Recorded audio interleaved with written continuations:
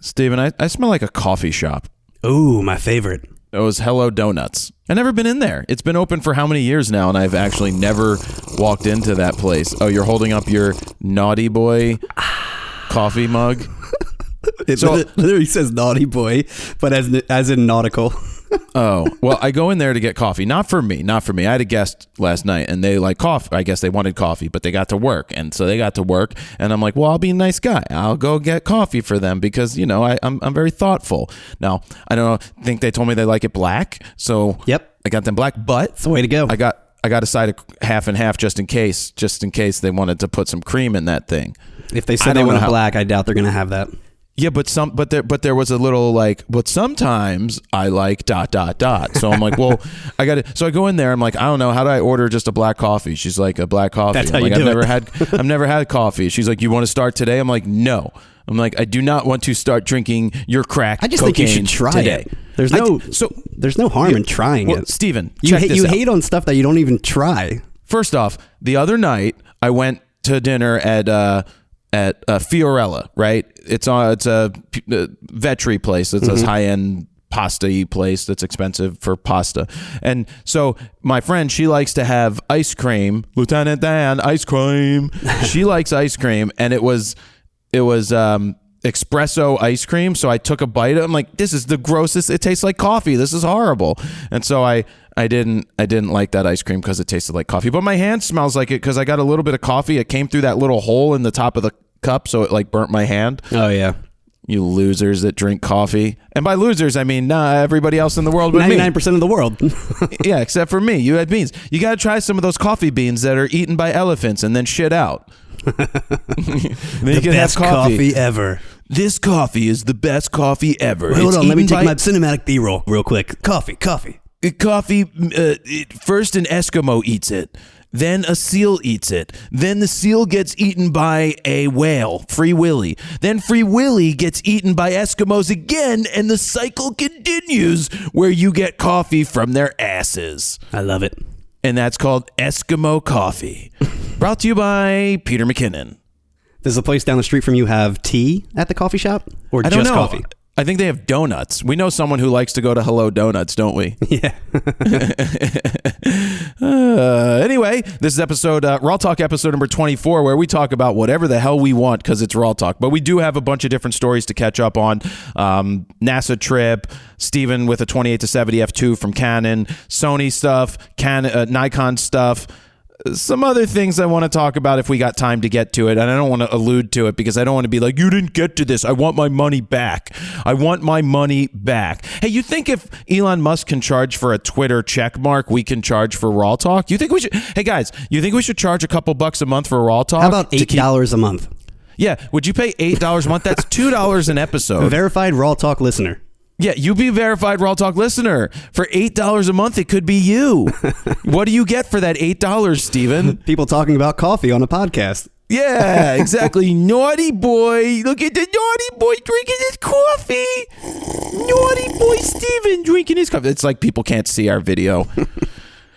I'm happy we haven't done video, by the way. I mean, it's I have much easier. It is easier, but I do have the FOMO of, well, what if we got 30 or 40,000 people? But then I also don't think people are actually watching. I think they hit it on the background. I've said it the whole time. And they don't watch it. Especially now when you can pretty much minimize your YouTube player and still be browsing other apps. Like, you really don't need to be watching. Yeah, because we're getting, within the first week, it's close to 8,000 an episode, and then it still climbs up, and we have a bunch that have passed 10,000, which is a good goal. I think 10,000 is a really good goal for a podcast, and a lot of people have issues getting followings with podcasts because, you know, everybody wants to start a podcast, but the problem is you could start a podcast, and the thing is, who's going to listen to it? It's always who's going to listen, because there's no discoverability when it comes to podcasts unless you're the big timers and you get listed and they're like, listen to The Rock on this podcast. Well, and I think it's consistency. Consistency is key. Everyone always starts a podcast, lasts about 2 or 3 weeks, and then you hear from them 6 months from now, and it's always sporadic episodes here and there. I think you need to have it on a weekly basis or even bi-weekly. Or I do 233 days in a row on the Daily Fro. Hey, those were getting some good listens. Here's what I ate today. I went to a coffee shop, had a bagel with some eggs, and episode over. Yeah, well, that was the problem. Is it started to become shorter and shorter, and then it'd be just talking and talking. I don't need to go into that again. Yeah. So I was at bowling yesterday, right? Bowling. I've been away from bowling because the week before we were in San Diego, the Whale's Vagina, on a Wednesday, and bowling is on Wednesday. And then last week, Wednesday, I was at the World Series watching the Phillies lose. The World Series, as you guys have known, we're working on a vlog about the World Series and stuff. Part 2. So we'll see how that goes. But anyway, at the bowling alley, they have it's North Bowl and Northern Liberties. They have a photo booth, and it's like an old photo booth that actually has like chemistry. Legit. Oh wow. Yeah. So it actually spits it out. So there's these 20-somethings, and I'm being generous here. They're like 21, 22, and these girls are all hovering around the photo booth. These are Xennials, not millennials, correct? So I looked it up the other day. 1996 and after is Generation Z. Okay. So Xennials, Generation Z after 1996. Before that, it's Y, which is like me, even though I shouldn't be there because I'm a mix. Well, you're on like the edge. Yeah, you're right in between pretty much. I'm on the fucking edge of X and Y because I'm 1981. Yep. And they say from 78 to 84, it's this, we don't know what the fuck you are. And it's a little bit of this and a little bit of that. I definitely have millennial tendencies sometimes, but I also don't because I don't want a cookie for doing the things I'm supposed to do. Who did I yell at yesterday for that? Somebody wanted everybody. A cookie I don't know for something. I don't know. It was something, and I don't remember what it was. But I'm like, oh, you want a cookie for doing the job you're supposed to be doing? Oh, you want a raise for doing your job, and then you think you need a pat on the back? Oh, I was probably having a conversation with you. It's like tipping, man. Everywhere you go, I need a tip. I need a tip. It's like, what the? Oh, I think I had that discussion yesterday. You know, Dan's take on the tipping thing is he tips if someone just like looks at him right. If someone does their job, you mean? Yes, he tips. He's like, well, I was once in that business, and he doesn't really stutter, but it was like, I was once in that business, and I know I always tip because I used to work in service. I'm like, yeah. When Steven goes to pick up his pizza on Friday and walks in and says, here's my name, give me my fucking pizza, you don't need to tip that person. Or at Hello Donut, I didn't even think about giving the girl the tip, and she gave me the stink eye now that I think about it. She didn't actually give me the stink eye. She was very nice. It's just everywhere you go. I mean, I'm not going to tip when I'm picking up I'm not doing delivery for my pizza, and I can't even eat in. They don't even have tables in the pizza place I pick up at. It's literally pick up your pizza and leave. I'm not going to tip you for that. Exactly. But when I have my steak sandwich delivered, I give them like $5 or $6 tip now. The issue now is there's an app called Slice, for example. It's a pizza app, and sometimes I do get it delivered if I'm being lazy or something like that. And they charge you a delivery fee, but then on top of that, they ask for a tip. So it's like, wait, am I tipping for the delivery, or is this on top of the delivery?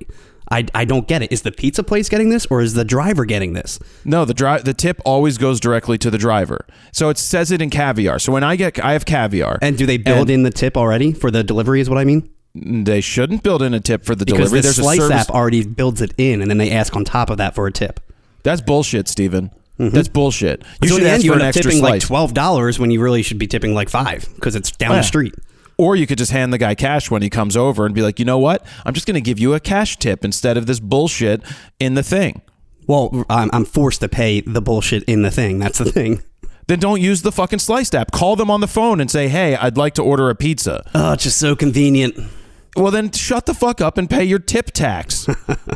Yeah, so Steven and I were talking about if I was ever to put out a job listing, it would be must be self-motivated, doesn't require pats on the back for doing your job, doesn't look for, can go and work on their own without talking to me for days, just talk to Steven, and don't expect to get pats on the back for doing the things you're supposed to do. Well, that's a good job listing. I'm just laying it out there for what you should expect. I just want to know if I did a good job on the video edit, Jared. You still have a job, right? I do. Then consider that even if you didn't do a good job, I probably would be like, okay, it's good enough. Leave me alone. No, your thing is, it's fine. It's fine. Yeah, it's good. Which is like the ultimate insult in my opinion. It's like, it's not great, but it's not bad. It's fine. No, I didn't say any of that, Steven. It's good. That's your thing. You're always like, it's fine. It's fine. Good. It's all right. Good. On to the next. Enough. It's already dead to me once I put it live anyway. Well, you're always very excited the first like 5 minutes, and then once it's live, you completely forget about it, and you're on to the next thing. That's That's the life of a autistic YouTuber. person. And that too, yep. Probably. I took that test. I have those tendencies. You are definitely on the spectrum. Can I get back to the photo booth thing? Because you keep deviating, Steven. Oh, okay. Did you not take your Ritalin or whatever, OxyContin or... OxyContin, what? What's that drug that keeps people focused? Adderall? That's drug. That's methamphetamine, by the way. I don't take Adderall, by the way. I would not touch it. I don't take any medicine like that. I would never do it. I don't want to do it. Yeah, well, I think you might need it. No, I am not touching drugs. I don't like drugs. Yeah. Not taking Adderall. Anyway, back to the photo booth thing. They have this vintage photo booth, and these 20-somethings, Xenials, are standing around the photo booth with, why is it taking so long? And then the print comes out, and she's like, why is it wet? And so I hear this, and I'm sitting there, and I turn around, and I'm like, well, actually, that is probably the water wash after the stop bath and the fixer and the developer already went through. She's like, what are you talking about? I'm like, well, back in the day before you were born, and before any of you were here, because you're born in like 2000, there was a thing called film. And so what's happening here is that this is processing probably off of some sort of instant Polaroid thing, but it has to go through a water wash. Actually, no, it would just be real if it's going through, it's taking a picture and it's going through the chemistry. So it goes through the actual, I'm like, smell it. It probably smells like rotten eggs, which is the sulfur smell from which the is fixer. Which is the fixer. Yep. And she's like, I don't get it. And all her friends were like, I'm like, guys, you're fucking are they like killing shaking these it like a walls. Polaroid picture? No, they weren't shaped, but they're just like, why is it wet? Why is it wet? Like, why is it wet?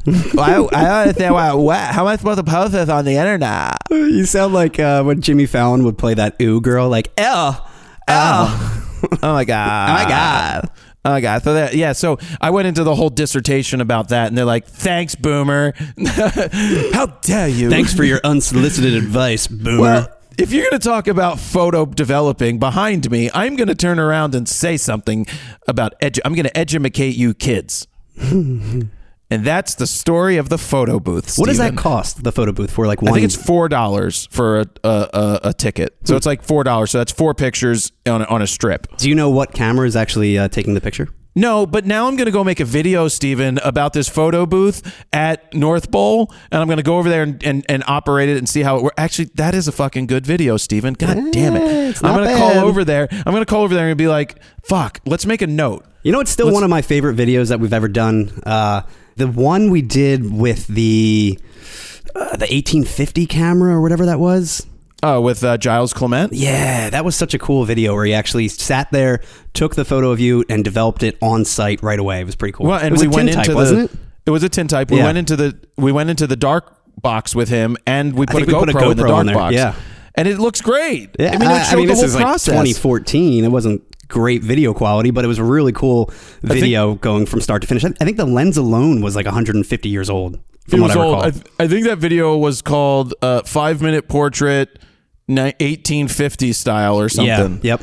It didn't do very well. It didn't, unfortunately. yeah. See, those are the things. It's like you spend all the time to make these good videos. The typewriter video ended up doing fine after a long time. Well, that's but also because you put that as the main video channel. Oh, the channel video for a while. Yep. But that's the thing. It's like you make these videos and you just wish everybody would watch everything like they somehow do for Casey Neistat doing everything, but you would want people to just tune in and be like, oh, well, this is going to be a good video. I guess, Steven, if we just focused on that and didn't do gear reviews and didn't do other things, and we just focused on making a video like that videos that were strictly like that, then would be good. Then we could probably, I don't know, people would tune in. I guess. I don't know. Are you looking it up right now? No, I'm just thinking every time we try a 5-minute portrait or like a full-length photo shoot type video, I mean, it gets maybe 40,000 views, if that, especially because the length is usually close to an hour or even more. So I think that turns a lot of people off as well. Yeah, 12 inches. And unless we clickbait the crap out of it, it doesn't really get seen. Or if it's gear related, it's got to be gear related. That's what sucks. I said I wouldn't go here.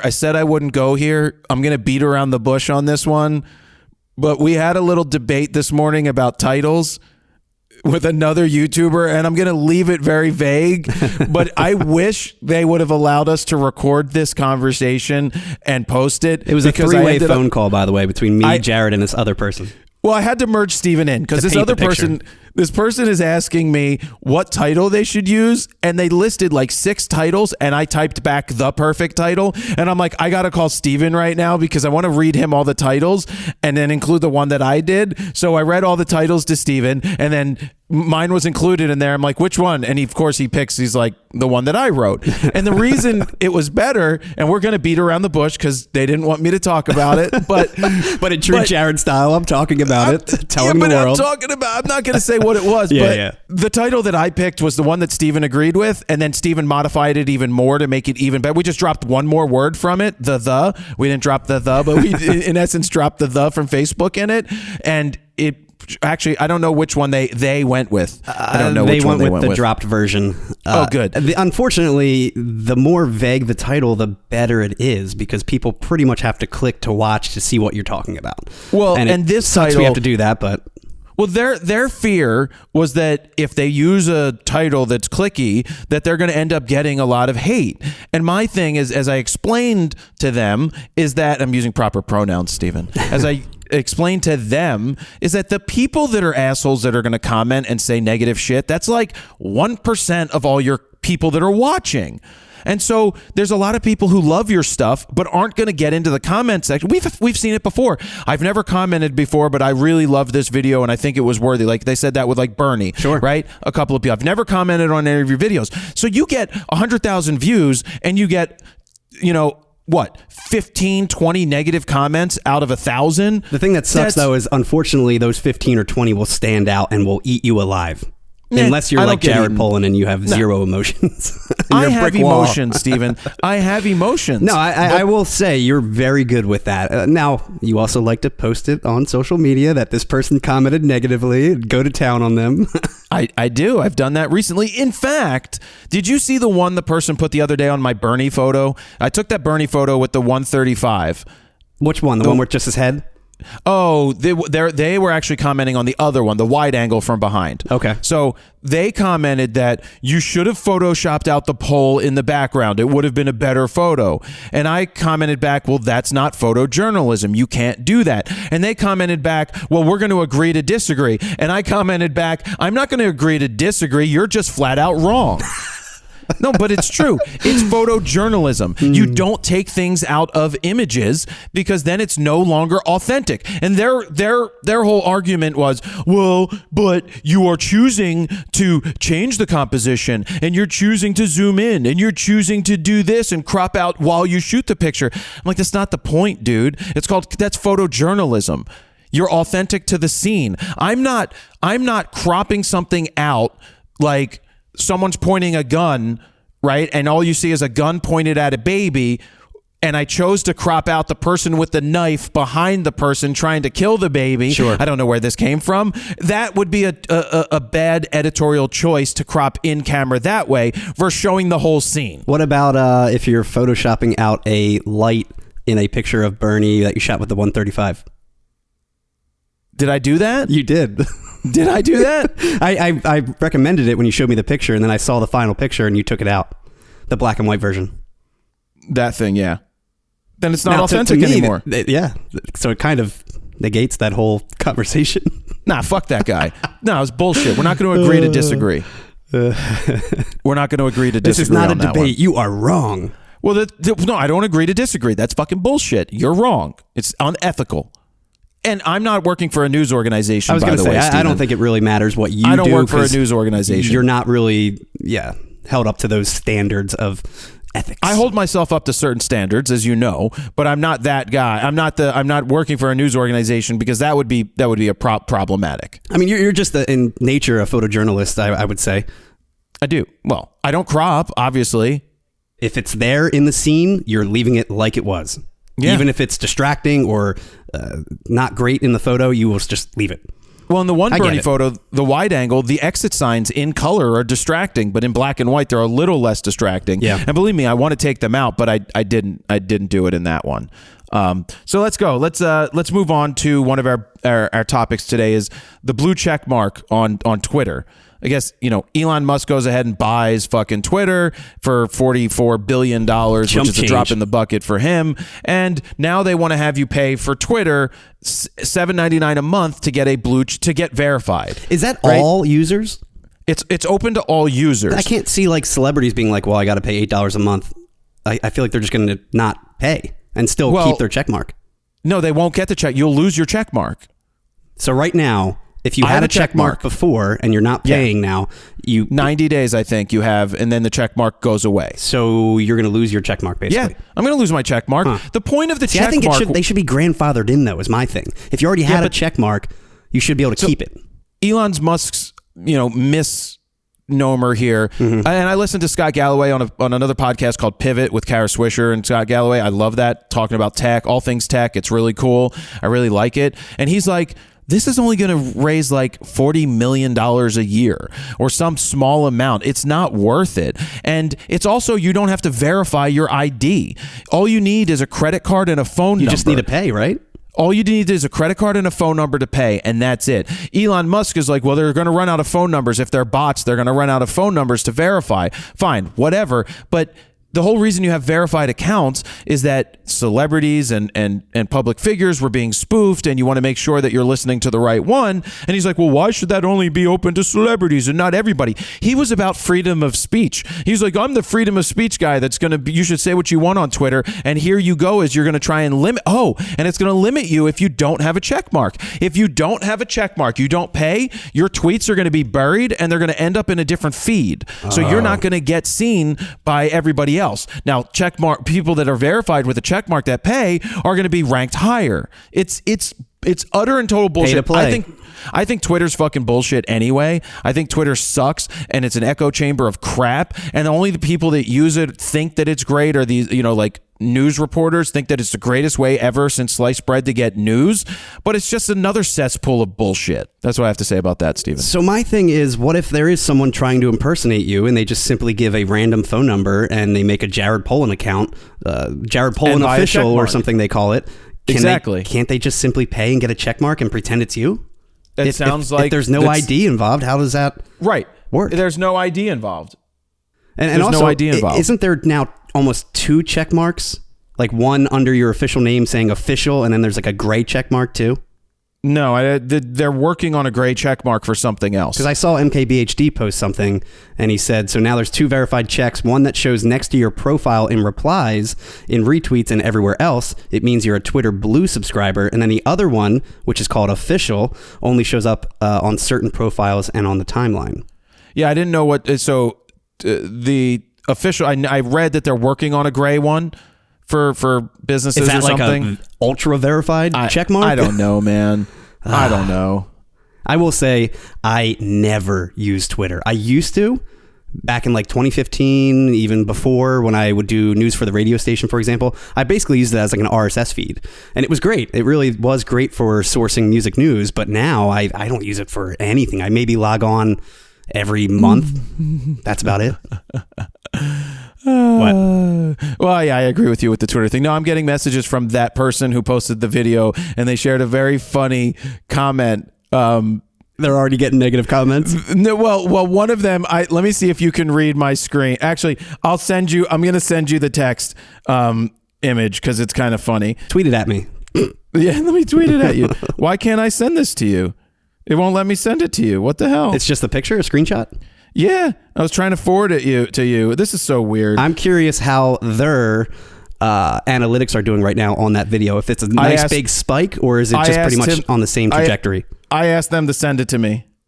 Watch it be like the worst video in terms of views they ever posted. No, read the comment. Read the comment I just texted you. Don't read it out loud. Read it to yourself and then react to that because it's a comment we made. Isn't that funny? That's a funny comment they got, right? It's a more funny of an comment. Inside joke, yes. It is an inside joke, but it is funny. And I'm sorry to everybody out there, and by sorry, I'm not really sorry that they didn't want us to talk about it. But it's funny because we're right. Steven and I are right. Anyway, the whole Twitter thing is a joke. I'm not a big Twitter fan. I will not be spending $8 a month to be verified. I think it's bullshit, and I think they should have never bought it in the first place for $44 billion. It's a failure of a company that has never made money and never will make actual money. Now it's like, oh, you can do longer posts. Oh, you can start to put longer videos in. You think I care about that? Again, I don't even use it at all, so I really couldn't care less. All right, moving on to topics. My NASA launch got moved again. Again? Yeah, it was supposed to be the 14th. Then Tropical Storm Nicole, who would name anybody Nicole, decided...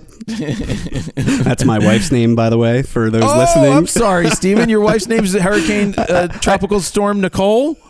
There was like a screenshot from WeatherBug, the app I use, and it was like, Nicole is coming to Florida and wreaking havoc. And I like sent a screenshot to her, and I'm like, you're going to Florida? You're funny. That's dad jokes. Nice dad joke, Steven. Nice one. 10 points. So Nicole is going to come in and basically destroy Artemis, is what you're saying? No, it made landfall as a tropical depression, I believe. Oh, it wasn't a hurricane. No, it was close. It was a one anyway, which is only 80 miles an hour, Steven. I mean, that's nothing. The rocket is supposed to be able to withstand winds of that, but so they ended up they roll it out 2 days later. After rolling it out, the storm decides that they're like, oh, there's a hurricane coming. They're like, well, I guess we're not going to roll it back in, we'll just take our chances.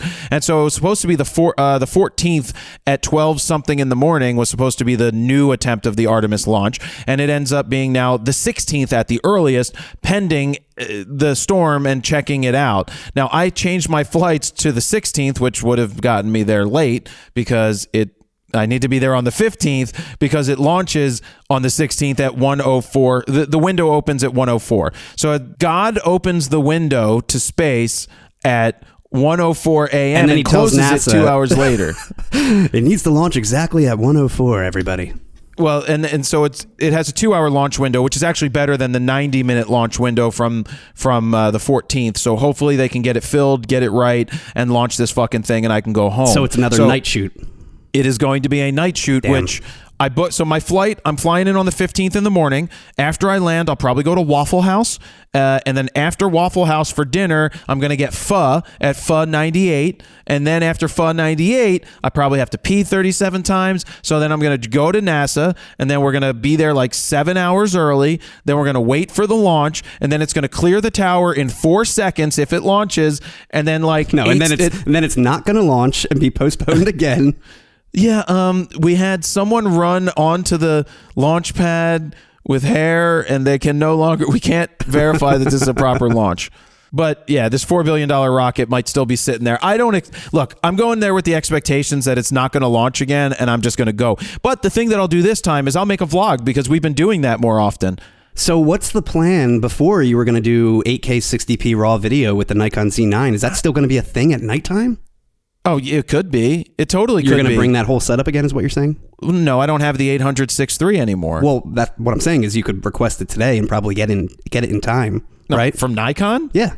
You think Nikon can get me something in time? Don't they usually overnight it? No?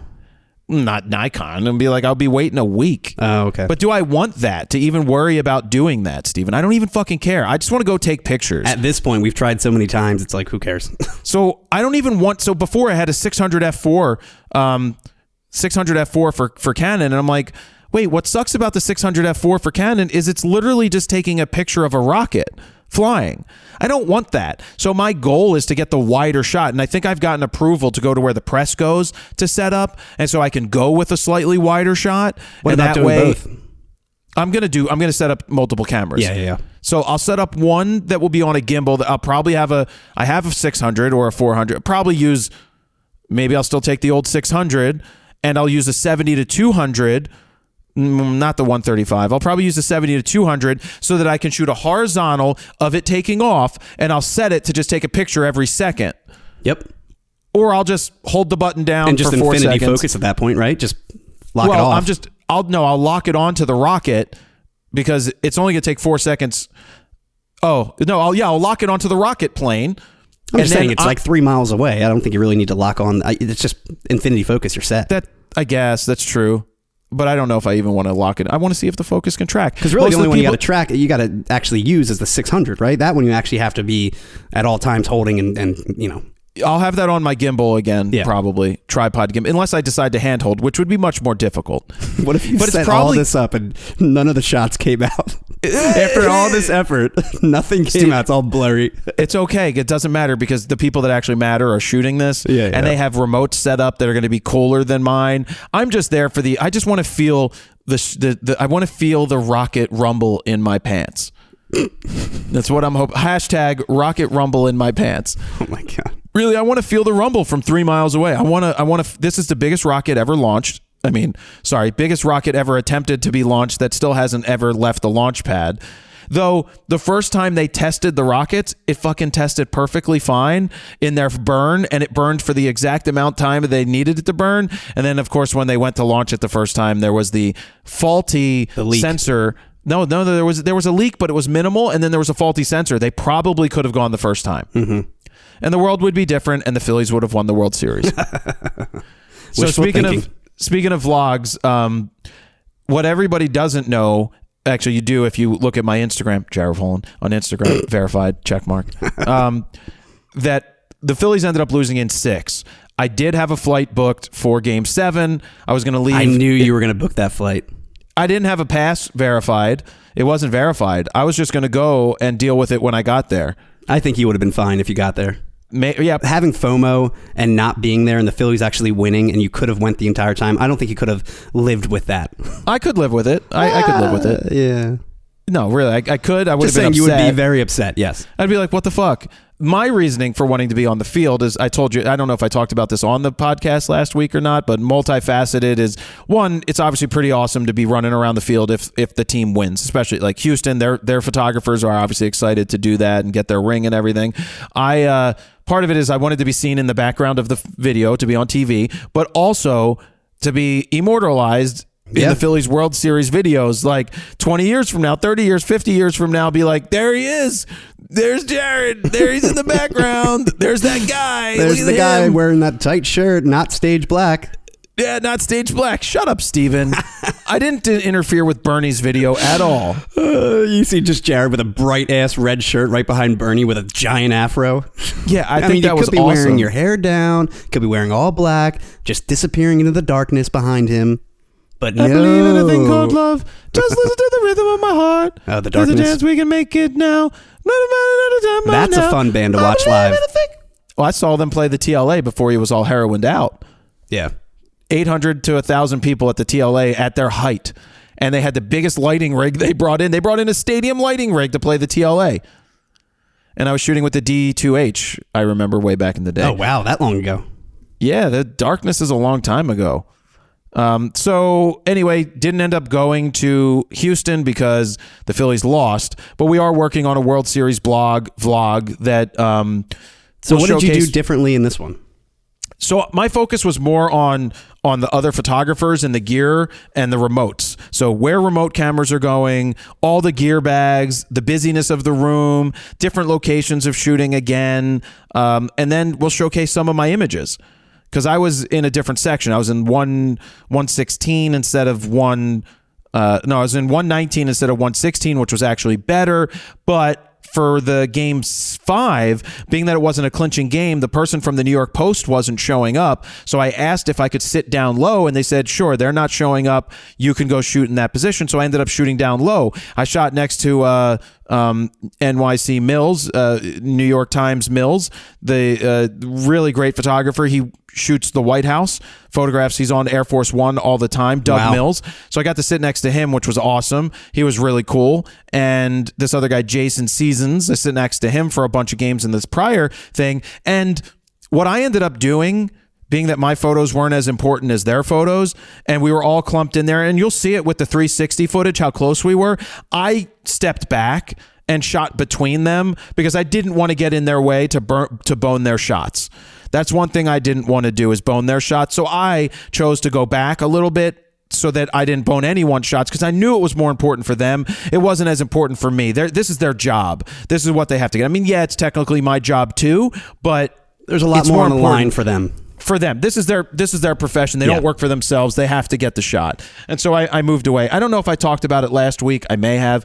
But what I learned from these guys is that they shoot and ask questions later. Oh, I bet. Meaning they follow, not only do they follow through with the shot, but they're shooting before the shot happens, and they're shooting during, and they keep shooting. That is when the buffer really matters for those guys. They're just nonstop holding down their shutter. Except they're JPEGs. And one of the people I know is taking like 10 to 12,000 shots during a soccer match. Wow. This guy Greg that I talked to, and he's like, I sit next to you, and you're like, he's like, I don't understand how you shoot so little. And that's just my old school way of doing it. I'm not saying it's right. I'm saying I learned from these guys that I need to just be okay with taking more pictures. I need to be okay with starting to shoot before the action happens because I don't want to miss it, and continuing to follow through after just in case the guy gets kneed in the head. Because there was a play where the guy got kneed in the head in a rundown, and I have before he gets kneed in the head and after he gets kneed in the head, but I didn't get kneed in the head because I'm waiting for the moment, which means I'm missing it. Even when we're testing out a camera like the R6 Mark II, I have to like force you to just take 40 frames a second, just hold down the shutter, even if it's just BS images. I just want to get that frame rate of actually showcasing 40 plus photos, and you'll still be like, I'm like, no, hold it down for like 10 seconds straight. You know it's mental. I know, but sometimes we're literally testing out the camera. I'm like, just hold it down. I know. And you still won't do it. I know. I learned that from those guys. It was a really cool experience shooting the World Series. And someone was like, it must have been awesome. I'm like, it was fine. It was okay. There it is. I know. It was fine. But I'm like... So did you actually go on the field when the Astros won? No, because that was in Houston. Oh, yeah, it was in Houston, yeah. If it was here, I would have gone on the field, because then I would have been immortalized in the back of the Houston video going like this. That's me giving the finger to the camera. I wouldn't have actually done that, but I would have gone on the field to shoot the photos because that's what I'm there to do. But anyway, it didn't happen here. The Phillies had their chances. Houston was a better team with better pitching. The pitching. It wasn't like the Phillies didn't have their opportunities other than getting no hit in the one game. They had set 5 home runs the game before. Then they got no hit, and then the next game they lost 3-2, and then they lost the game 4-1 in Game 6. They gave up that massive home run, just like in '93. But '93 was a walk-off home run. Is what it is. But no, I tell people, like, when I'm shooting the game, I'm in a different zone, so I'm not a fan. I'm not cheering. Now, on the inside, I'm excited and cheering a little bit, but on the outside, I'm focused. So I don't even see most of the game because you're focused on an area, so you don't see a lot of what's happening, and you're just reacting. My heart rate is super low during the games, whereas at home when I'm watching the game, it bumped up to like 135 during the first Phillies game when they won, because I'm now in a different zone. I prefer shooting the game, and I just don't get excited because you got to keep all that emotion down. Isn't that the unfortunate part though about photography? Is you're there living that moment, but you're seeing it through the viewfinder, and you're not really present. You know, you are literally zoomed in on this one little moment. It's the same thing with concert photography. I would have people be like, "Oh, you got to shoot that band right up front and center, and how were they? Did they sound great?" And I'm like, "I don't know. I wasn't even paying attention. I was literally just focused on taking pictures, and that's it." Exactly. And I have my earplugs in, and you zone out. Oh, man. It's like the Artemis launch. It's almost like you're not even really going to get to experience it because you're going to be so focused on taking pictures. Well, that's what they suggested. They said is don't forget to look away from the camera and watch the thing happen. Yep. So maybe I just set up the one camera on the tripod to go every second, right? And it's only going to, to get that wide shot, to get it going up the whole time. So maybe I do that, and then I just try to watch it. The rest of the way, yeah. Well, watch it for some of it and then try to take tight pictures. But really, I've come to the realization that I want to take the wider shot to get the smoke plume. Yep. It should the engines should light up the sky a little bit. So are you going ultra wide? No. Or just like ultra wide like, you can't. I'm talking like 70 to 200. Okay. So somewhere in there from 3 miles away is still wide. Sure, yeah. The ultimate photo would be on top of the building, the 15-story building would be the ultimate one, the vehicle assembly, the VAB, the vehicle assembly building. But I don't think they'll let anybody up there for NASA. But when it's SpaceX, they do let people up there because SpaceX doesn't give a fuck, and that gets for better pictures. You got to pay $8 a month though to get up there. Yeah, to take the elevator. Yeah, totally. So you borrowed the 28-70 Canon f2 that was on the set, right? Yes. And what happened? So we have two 28-70s at the factory. One of them is always readily available to take wherever, but now that you're shooting Canon, you pretty much have that in your bag at all times. The other 28-70 we've had on the fixed set pretty much since day one, since we got that lens. So we've never really used it for photography. We've only used it for video. And I've always noticed that it just seemed a little soft on that set, and I could never really explain it because I never did a direct comparison. Well, you were using the other 28-70, so I borrowed the one from the fixed set. Again, used it for the first time ever for stills. And I went to shoot my nephew's baptism with it, and I wanted to take some portraits of my sister and my nephew, and then maybe like a family photo too with my brother-in-law in it.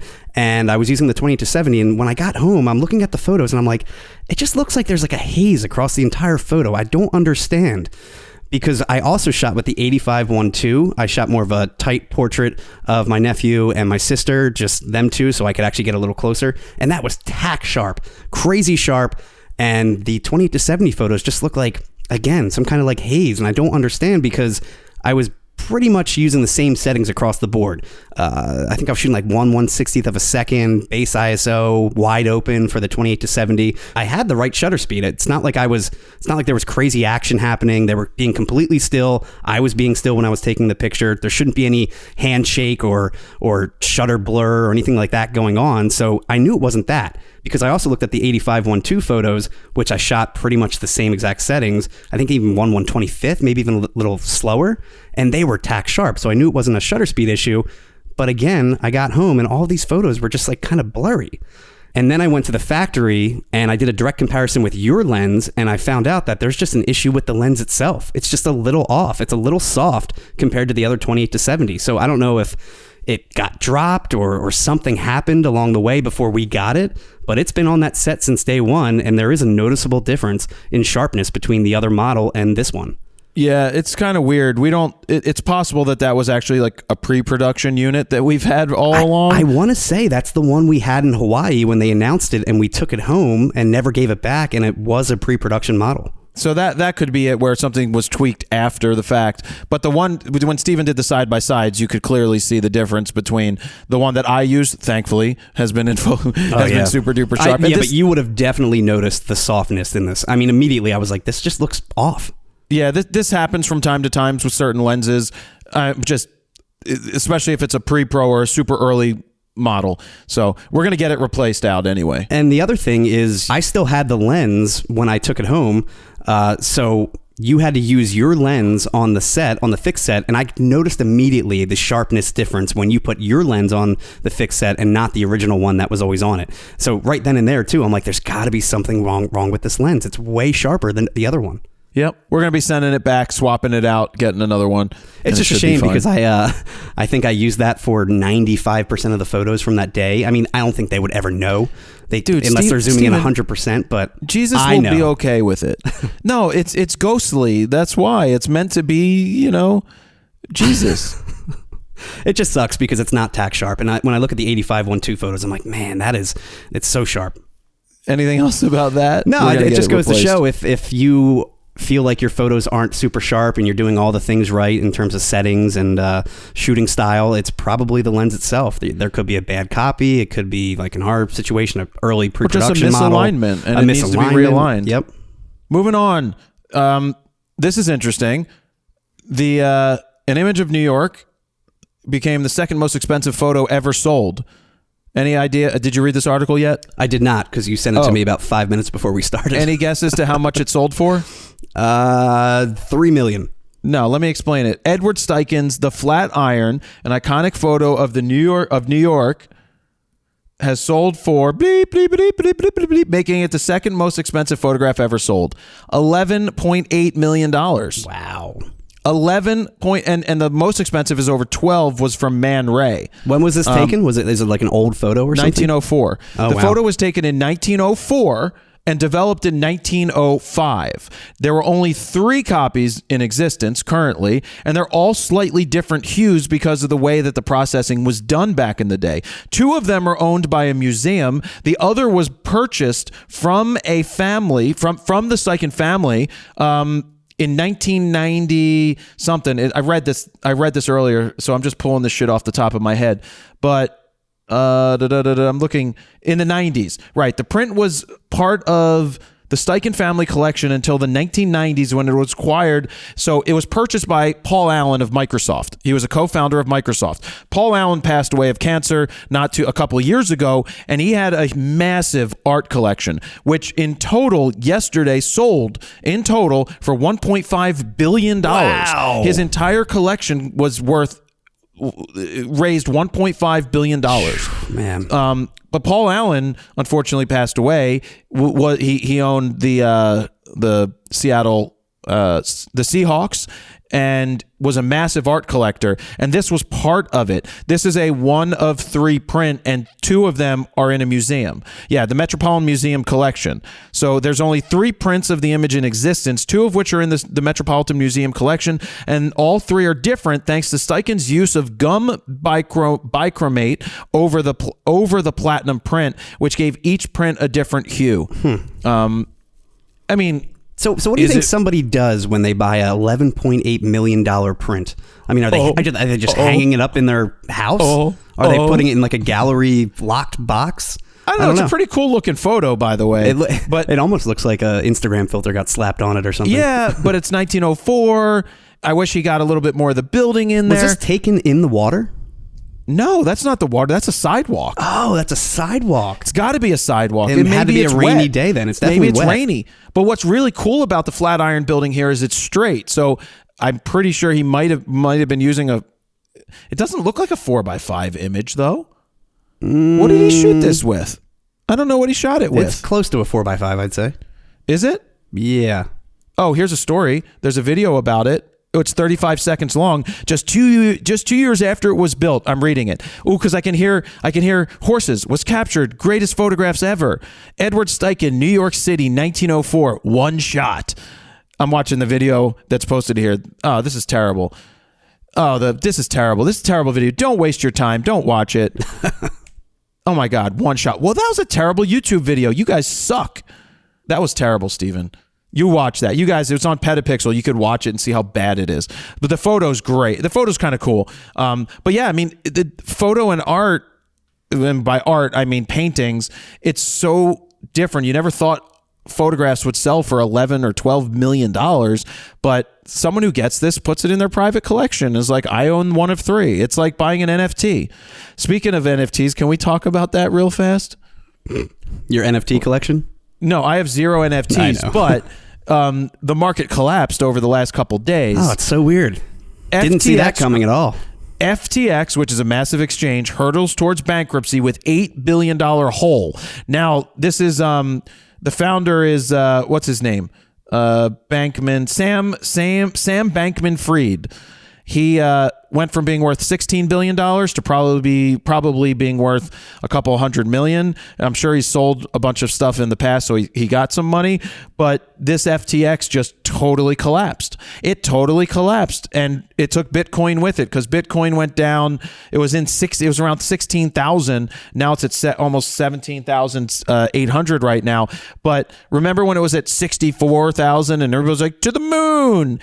So is this what happens when you invest in thin air, really, and just fake stuff, and then it just collapses? Yep. And I'll hedge and say there's no saying that whether or not it won't go back up to something else, but this is just showing you that people investing in a crypto exchange and tokens that he was selling and lying about, he's going to end up in jail. He's going to end up in jail because people wouldn't have invested in him if they realized that there was something going on with the tokens. You can read more about it. I'm not going to get fully into it, but the repercussions here are large because you think Crypto.com is still going to be able to be the Staples Center is called Crypto.com now. FTX is a massive sponsor of Major League Baseball. They did all of these. They paid Tom Brady a shit ton of money making Super Bowl commercials for FTX. Yeah. Everybody pushed this bullshit, and then people go and put their money in here, and they get fucking screwed. And the people that made the money, I'm sure, are already out at this point. Well, some of them made it early. Some of them definitely made it. I mean, he was worth $16 billion 3 days ago. And he lost $15 billion of it. But is he still, did he cash out at any point? Exactly. Oh, and by the way, I did just get a message. This video has gotten 5,200 views so far. That's 1,300 more than usual. The spike, there it is. You see it? Barely. It's not focused. Yeah, it's a nice spike. It's not focused, but you can see the spike. Not as good as when we get a better spike, but that's certainly a better spike for them. So that's in the end, thing. we chose the right title. We knew we chose the right title. We know how to do clickbait, Steven. We are clickbaiters. We are the This is how I answered the phone. The master we're baiters. master clickbaiters. This is how I answered the phone. Clickbaits are us. How may I help you with your clickbait title that will piss off your commenters that you shouldn't really worry about? Hi, yeah, I have like 7 different titles to go through. Can I read them off to you real quick? Yeah, okay, go ahead. I can't. I don't want to say it. Come up with something, Steven. It's gonna give it away. You're gonna give it away now. So anyway, their video is doing better. But yeah, that was the whole thing. The crypto. I thought I'd just bring it up real quick. The crypto exchange collapsing. And the Do you people have any that crypto?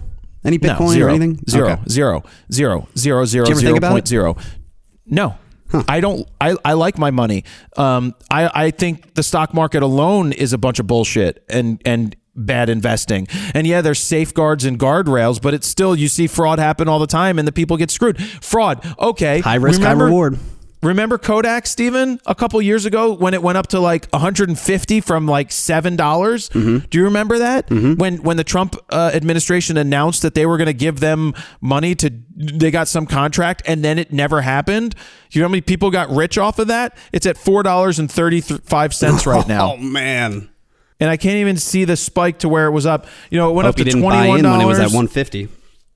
No, what did it go up to? Was it 21? No, it really did go up super high, right? I don't recall. I don't know.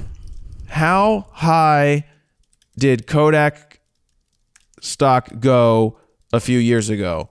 That's my Google. I think it went up to over 40, but I think it was over like 80 or 90 for a split for not too long. And that means that somebody made hundreds of millions of dollars and it was fraudulent. It definitely was. And what was so interesting is that then they're like, class action lawsuit's going to be filed against Kodak.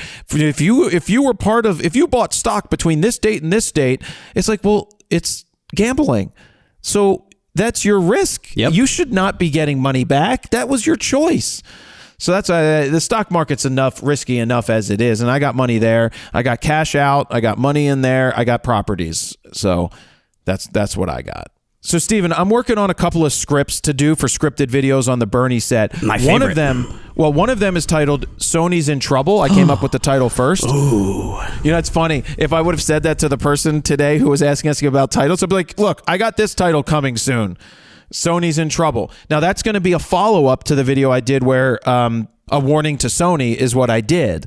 Remember? And I think Sony is absolutely actually in trouble. I mean that. And the way that I'm writing this up is pointing out the fact that they got too big for their britches, right? They came out with cameras that were really moving the markets. They were the best autofocus. They were really great shooting cameras. They didn't feel good, but they were the best option in the mirrorless world. They were for a always while. at the forefront of the technology, pushing everything forward, but they also had to. Right, so they were reinventing the wheel. Yep. And so what ended up happening is, you know, they weren't worried when Canon or Nikon came out with what they came out with. And they're like, it doesn't matter. We don't care. We've got all these They were playing catch new up. kids. Yep. Right, we got all these kids. We got people lined up around buildings to come into these events. Have the collective. Yep. Yeah, and the collective. So we're good. And the point is, though, you need the pros to talk about the shit to get these other people to be interested in it, in my opinion. And I think that they waited. They sat back. They didn't innovate and keep their foot on the gas pedal. And yeah, Canon comes out with the EOS R. No, it's not the greatest thing since sliced bread. But when the R5 and R6 come out, and then an R3 comes out, and yeah, Sony's got the A1, but now the autofocus in Canon is better. Yeah. And the only offering that we've had in a long time with better autofocus now is the A7R5, which doesn't seem to be the right camera to put that focusing system into first. Are they going to have an A9 III? Are they going to have an A1 II? What are they going to do? And by the time they do that stuff, the autofocus is just going to be on level with Canon at this point. And I know I hear the people in the comment section that there's more to photography than autofocus. Yes, I do agree. That is true. But for people that are photojournalists and action shooters, there's a reason that the autofocus makes us even better, because now my focus is just on composition and exposure. I don't have to worry that much about moving my focusing points to get. It's just something we don't need to talk about as much anymore because it's just a given that the autofocus is better. But we need to talk about the reasons that it's better, especially when comparing two cameras. And hey, when the A1 came out, that thing blew everybody away. I mean, the first to have 8K video, the first to have 30 frames a second, 50 megapixels. I mean, it's a stacked camera, literally and figuratively. It is. And it's still, get me wrong, it's still great autofocus. It really is. But we have that video. We have that video. Correct. I still think the Canon is just slightly better. Remember when I shot that video at Temple University, the football game, and I come back after, and I'm like, because I tried to do everything side by side. That was what made you switch, wasn't it? It was one of the leading reasons. Yeah. One of the leading reasons was that. So I go to as a recap, I went to the football game, and so if you look on my channel and you type in Sony A1 versus Canon R3, there's a video where I used the EVF recorder to show the focusing points of all of them. The lighting was very similar. The game was very similar. What I did is I switched from one camera to the other. They both had, I believe, 400 2.8s on them. And one of them was, I believe, an adapted 400 2.8 for the Canon. And the other was just the regular native version. And I'm sitting there shooting the Canon going, all right, this is locking onto the helmet, the back of the helmet, the face.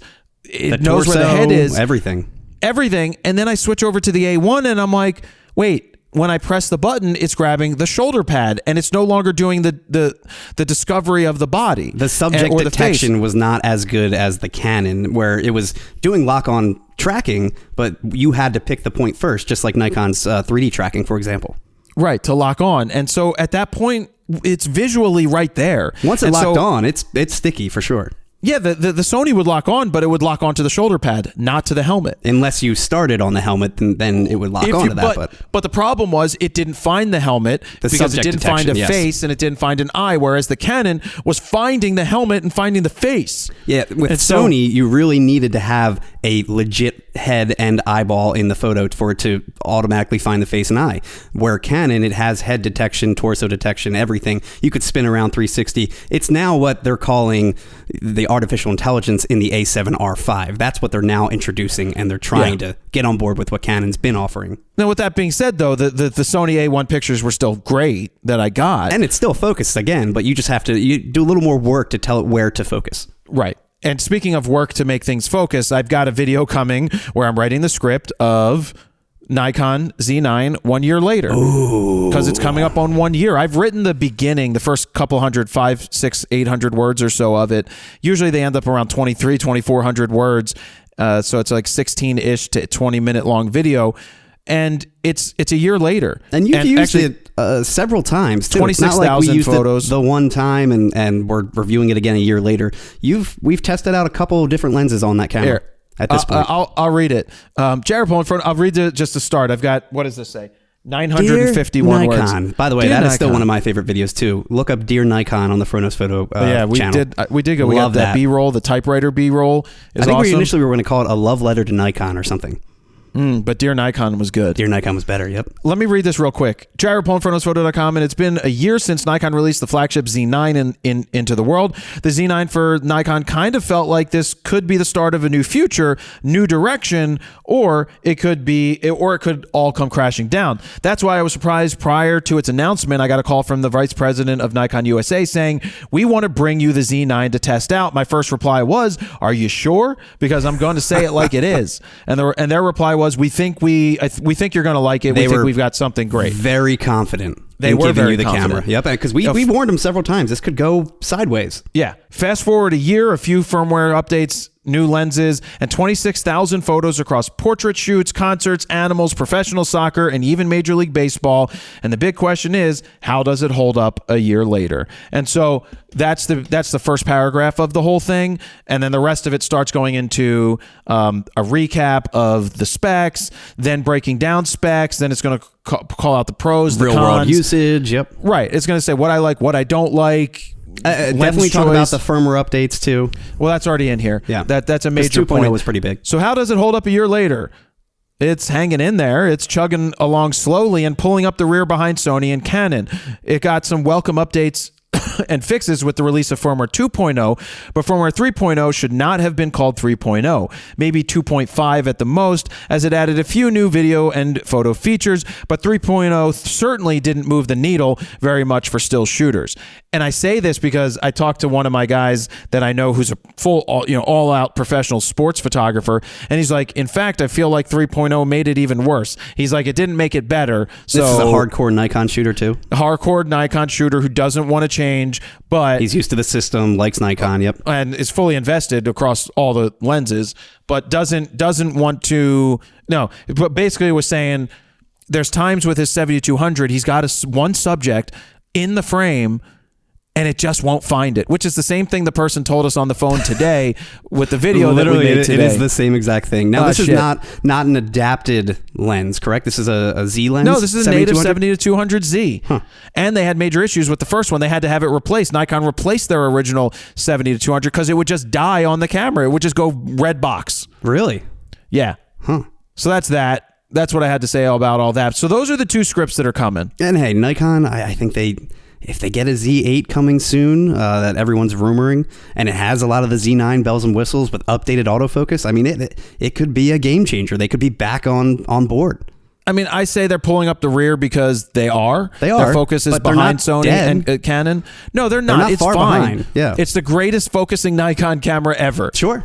And that's why if you're a Nikon user, you will go to bat for Nikon because it is the greatest you've ever used. But if you haven't used an A1 or an R3, you don't know what you're missing. Right. And speaking of Nikon users, the ones that they make those statements like, dude, focus is fine for me. They've been saying that since the Z6. You didn't use the right autofocus tracking, Jared.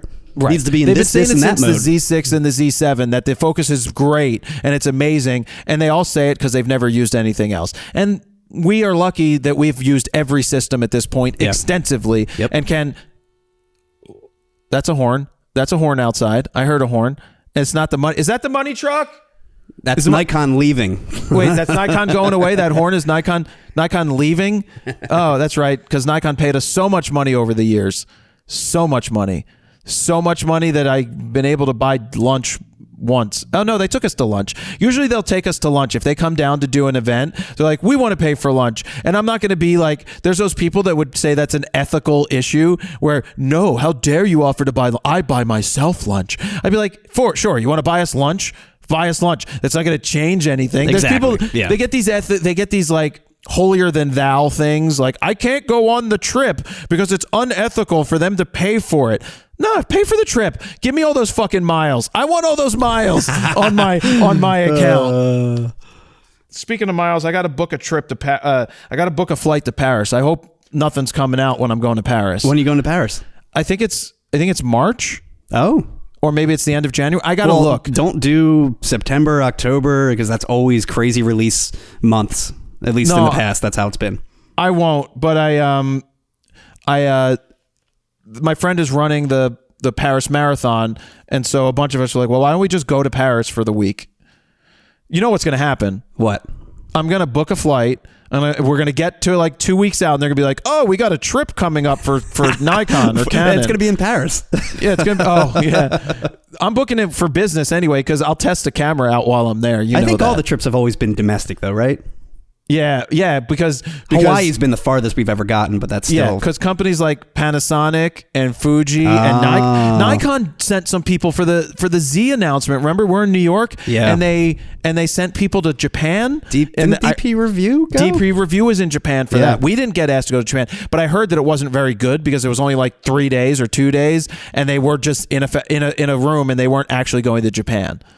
Oh, but I've been hearing that there's a trip to Japan coming up that we're not invited to for another camera manufacturer. I actually sent them an email yesterday. Of course you did. I did. I sent them an email like, hey, I heard about, I haven't heard this, but is there a trip coming up? Do you know who I am? I'm like, do you know there's a trip? I heard there's a trip coming up. I'll not get a reply, but I'll email them 73 more times until they do reply saying they don't know anything, just because that's what I do. No wonder why we don't get invited. Well, just like making that Fuji thing in the Fuji in the did you watch Photo News Fix? I did. Yeah, the Fuji stuff it's so true. It's just so true. So someone left a long ass comment. I'm not reading the comments because I read a couple and I'm not going to go into that. But one guy's like, how dare you tell people that you can't use this as a professional camera and get good results? And it's like, dude, you guys need to like get out of your own fucking head. If you gave me a Fuji X-T5 and that's the camera I needed to go do a photo shoot with, you would never know that I was using a Fuji X-T5 because I'm going to show you the best of the best images and I'm going to be able to outshoot anybody else because I'm going to. That's me. I'm going to be able to do that with whatever camera I use. But the point is that if you're a photographer and you're looking to grow into a system, you don't start with a system that doesn't have any room for growth. And going to medium format is not room for growth because that's very few people are going to drop 10 grand to buy that camera. Well, and it's not really true medium format. It's like a little more than full frame in between medium format. The point is that if you're going to start, you invest in a system to grow as a professional. That's my recommendation. If you're just someone who wants to shoot Fuji because you like the dials, I don't give a fuck what you do. Do whatever you want to do. Who's a big Fuji user? Isn't Digi Richie? He's obsessed Digi with Richie Fuji, has right? always loved Fuji. I'm surprised he hasn't talked you into it. The Fuji S3, the S5 back in the day, which was built off of a Nikon D200. Yeah, he bought the S50, the one with the 50 megapixel sensor. Did he ever get the GFX? Yeah, he got a GFX 50, the smaller one. Not the 100. Okay. No, which I'd like to use. Do you know, I really want to use it. And I was talking to a guy at one of the NASA flights who's a ambassador for them because he has the 100 megapixel one, and that's what he was using for the NASA launch. He's like, it's awesome. He's like, the quality is fantastic. The autofocus, not so much. And so it always comes down to something. But of course, with a medium format or almost medium format, it's not about the autofocus as much, but I would love to use a camera like that in a situation where most people wouldn't use a camera like that. That's what sets you apart from everybody else. You know, it's funny with Fuji too, how they kind of hate us and don't send us any gear anymore at this point because we've done reviews and said some negative things, but mostly positive things for these lens reviews or the X2H or whatever camera we were using. XH2. No, XH1 we did. And XH2. And the XT2 is what I'm talking about. XT2. That was boxing. Yes. Yeah. That was a really good one. I said I liked it because we said like 99% positive things and maybe like 1% negative. I was like, because it was my first early experience using like another form of a mirrorless camera because it was before Nikon and Canon basically. Yeah, it was like 2017, I think. And I was hesitant with the Sony stuff, but I'm like, I just took like 20 frames a second. And this was awesome. But I'm bringing this up because on the recent press trip for the Canon R6 Mark II, some of the other people that were there, some of the other journalists and influencers and whatever you want to call them, they were bringing up kind of the same situation that they got in trouble with Fuji because they said maybe one bad thing about their product and they had to, moving forward, pretty much not say only positive things, but try and make up for that. And now they're on their good side again. But yeah, it's like one little thing that you say wrong about a Fuji, God forbid. And then they send you to your auntie and uncle in Bel Air. You're going to Fuji jail at that point. Fuji jail. What's that sound like? Nope. Hi, would you like some lunch today? And they're like, no lunch for you. That's what it sounds like, Steven. No soup for you. No, but you can do that. You can do that, but I can't do. You can't do the Fuji accent. What, I'm doing the soup Nazi from Seinfeld. Yeah, okay, it's okay in that situation, but it's never okay in this other situation, except for yeah, that's what that song sounds like. But really, what I like about Indian music is boinga boinga boinga boinga boinga boinga. Did anyone comment about that? I don't know. That's the great part about these. I love that we end the show. Where we started last week. Yeah. I really like that song. I really like that song. I hope other people liked it. The Homney Sisters or whatever they're called. Who's calling me twice in a row? I'm busy. Canon. Leave me alone. Canon. I'll call you back when I'm available. The money truck is outside. Canon. We're holding up traffic. We're double parked. I should have answered the money truck call. The Nikon truck just left. Because Canon shooed them away. All right, let's wrap this thing up, Steven. Yes. We're gonna wrap up episode number 24, which we're 20. That's like almost a half a year in. Yeah, where did it all go? Time flies. Seriously. Because I remember like episode 3, you weren't here and I had Vanessa on. Correct. I think I was on vacation. But again, consistency is key. Every single week, we did not stop. Even when I was gone, we still had Vanessa fill in.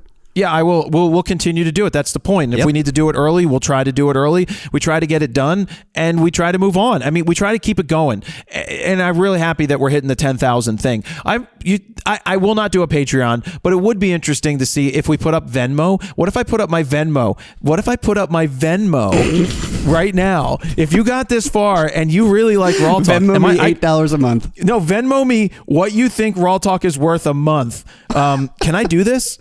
I don't have to give my phone number, right? Don't do that. No, this is great. At Jared Polin on Venmo. At Jared Polin, JaredPolin on Venmo. You better be sharing some of that. The picture, yeah, you get 12%. 50%. The picture on it is my nipples are showing, just so you know. Just make sure it's not someone spoofing me. Is there a blue check mark? I don't think you get blue check marks. I didn't pay for that. But no, on Venmo, it's at Jared Polin. It's that simple, at Jared Polin. You don't need to know the last 4 of my phone number. I'm not giving that to you because that is me. And do that and put a comment in there. You don't I mean, it could be a penny. I don't care. But what would you pay? And I'd be curious to see that. And buy Stephen lunch. Buy Stephen lunch. Feed Morgan is what it used to be. Oh, yeah. I don't know how many people get this far in the podcast, but if you got this far in the podcast, Venmo me. Give me money. Give me money. No, I'd be curious because at some point I don't we want to start a definitely Patreon, but if you wanted to pay monthly, what would it be? Well, I don't think it's worth so the thing would be like, would you pay money for if we recorded our Zoom call, which we do, and we put the video up for private for people? That's what they get to watch. Not that it's exciting. It's just Steven and I talking on a Zoom call. Personally, I would rather just burn in some ads and make money that way and not ask people to pay for it. Isn't that how I built my entire business, Steven? I don't ask people to give. Well, that's what I'm saying. But it seems like you're trying to switch it up right now. I'm just asking. Like, I was just curious. But we will get to the point where we do ads. We would like to get. How much would you like to make per episode, Steven? Because you get 12%. Why only 12%? 12.5%. Well, you'll get a little more than 12. We'll discuss this, but it's definitely less than 50 because there's expenses that are involved with this. What expenses? You're an expense. Your time to edit. Yeah. We're that's why you get a salary. 3 hours. That's $5 million. That costs a lot of money. I wish. I didn't win the Powerball, Steven. I had 2 Powerball numbers, the 2 Powerballs on one ticket of $20. You don't care. I don't care. Let's wrap it up. Right. Let's wrap it up. Venmo Steven. We should have given him your Venmo. Just give me 50% of what you get. You're not getting 50%, Steven. You know what? I thought your username was at Jared Polin 1. No! Stop it. It's at Jared Polin. All right, let's get out of here. Episode 24 is coming to an end every Friday. We get these bad boys out. Thank you very much for listening. Jared Polin, frontnosephoto.com. See you, Steven. Say bye. Bye. Bye, everybody. Bye. Goodbye. Peace. Bye. Venmo me.